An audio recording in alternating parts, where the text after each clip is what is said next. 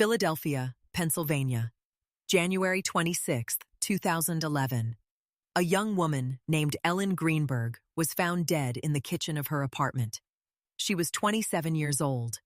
She had been stabbed 20 times. The official cause of death, determined by the city's own medical examiner, was suicide. Ellen Greenberg grew up in New Jersey. By her mid-20s, she had built the early shape of the life she wanted.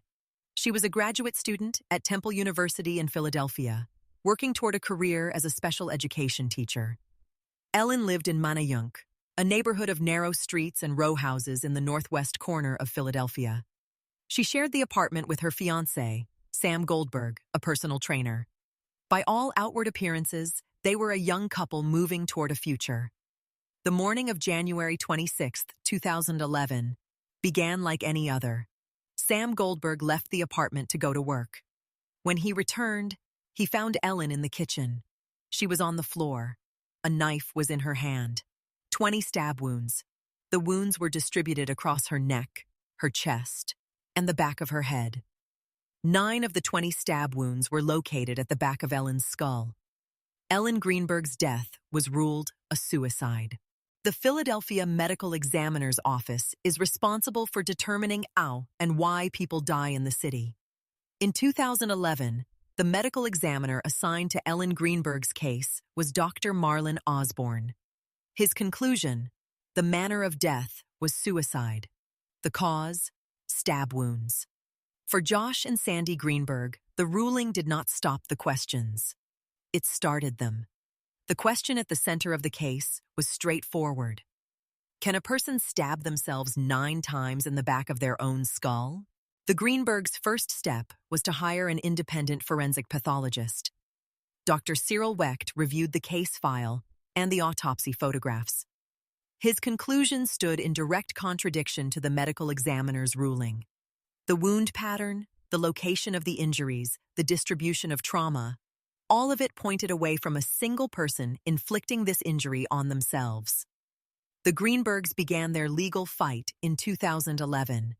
They filed a petition with the Philadelphia Court of Common Pleas, arguing that the manner of death should be reclassified. The case landed in front of a judge, and the judge sided with the medical examiner. The Greenbergs appealed. They appealed again. Year after year, court after court, found in favor of allowing the medical examiner's original ruling to stand. Ellen's death certificate still read, suicide. In 2018, 7 years after Ellen Greenberg died, Dr. Marlon Osborne, the same medical examiner who had ruled her death a suicide, became the subject of a separate civil court proceeding. In that case, he was found liable in connection with his conduct in another death investigation, specifically, findings that his conclusions were not supported by the physical evidence. The Greenbergs' legal team pointed to the Osborne finding as directly relevant to their case. They argued that the credibility of the original examiner was now in question. The courts, again, did not agree. Through all of it, the dismissals, the appeals, the years, Sam Goldberg was never charged with a crime in connection with Ellen's death. He has consistently denied any wrongdoing. He was not named as a suspect in any official investigation, because no official investigation was ever opened. That is the central consequence of the medical examiner's ruling. Not just what it said about Ellen, but what it made impossible to ask about anyone else. In 2022, 11 years after Ellen Greenberg died, a 3-judge panel of the Pennsylvania Superior Court issued a ruling.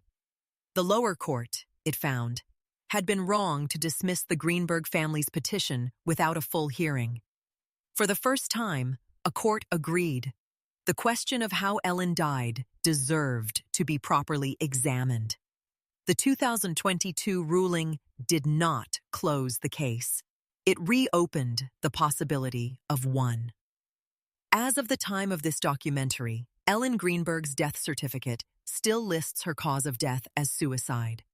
Her parents are still fighting. Ellen Greenberg wanted to teach children who needed someone to notice them. She was 27 years old. She had just gotten engaged. She had a year left of graduate school, 20 stab wounds, ruled a suicide.